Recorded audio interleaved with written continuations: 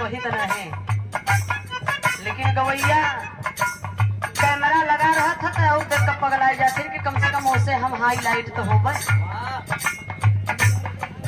तर्ज के भाव मास्टर ये जहाँ से सरो सरगम पैदा हुई है वहीं से गीत पैदा हुआ है, जो कि YouTube के माध्यम से आप लोगों ने सुना है और फरमाइश भी किए हैं। 2 लाइन में मैं गा के समापन करती हूँ।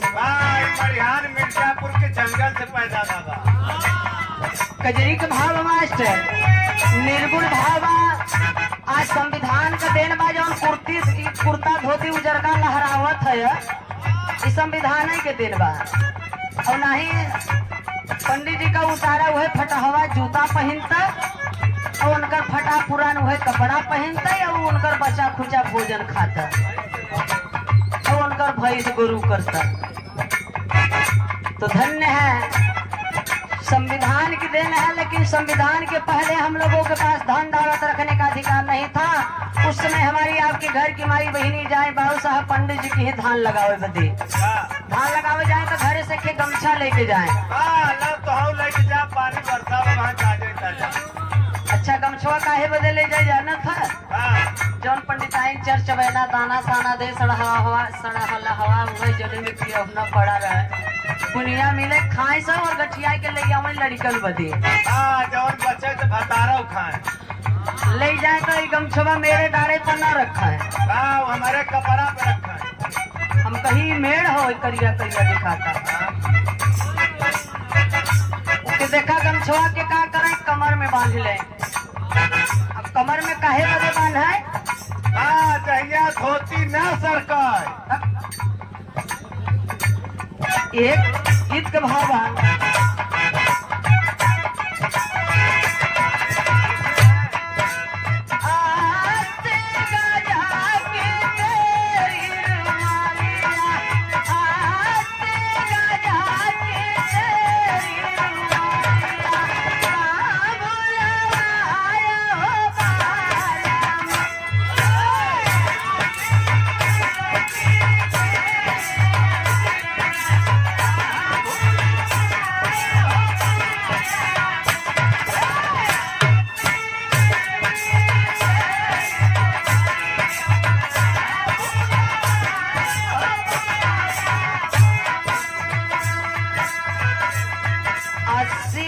की तेरी रुमलिया कहाँ भुलवाया ये बालम।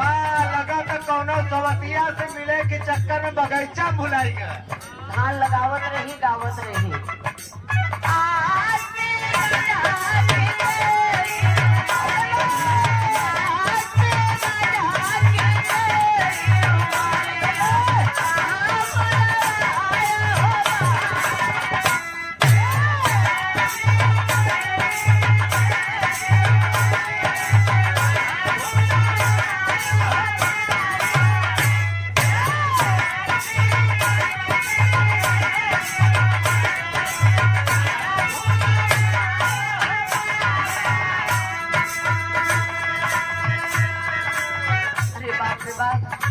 करिहाव पिराई लगा, कियारी में पानी गरम बा, ऊपर से घाम लागता, पीछे से पानी फेंकता।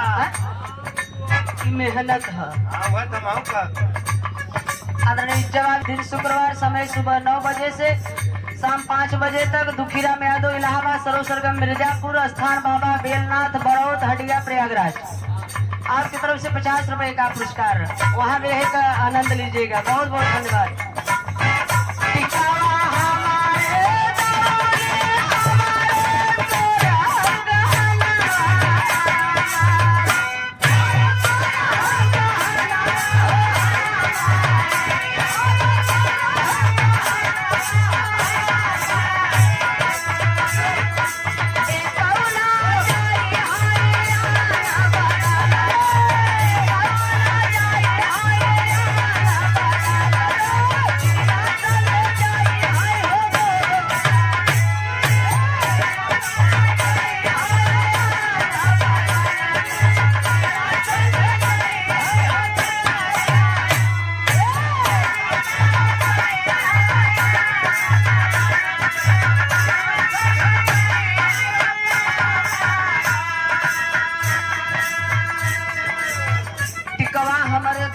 हमरे सोरहव गहनवा हमरे एको न जई है आंगा बदन पे जिया संगे जई है ये गोदना ताई भैया हरा दुनिया कमाया है अब ही निर्गुण गायन है तो कहे है कि भैया ऐसा काम कई के जा कि जौने लोग नाम करे जितने चैनल वाले लगे हैं हमरन के वजह से दोनों कलाकारन की वजह से बहुत रुपया कमात हो जा कम से कम पैसा वैसा कुछ दान दक्षिणा देवा तो उसे दुगना मिले फिर के ऊपर जा लेके चला जाबो अरे नमवा बोलवाई तो जा कम से कम मत पैसा वादा नमवा बोलवाई चैनलवा पे कम से कम ही रहे कि फलिया उनहु का नाम बोला गवा बा दूसरी लाइन में कहा नाम बा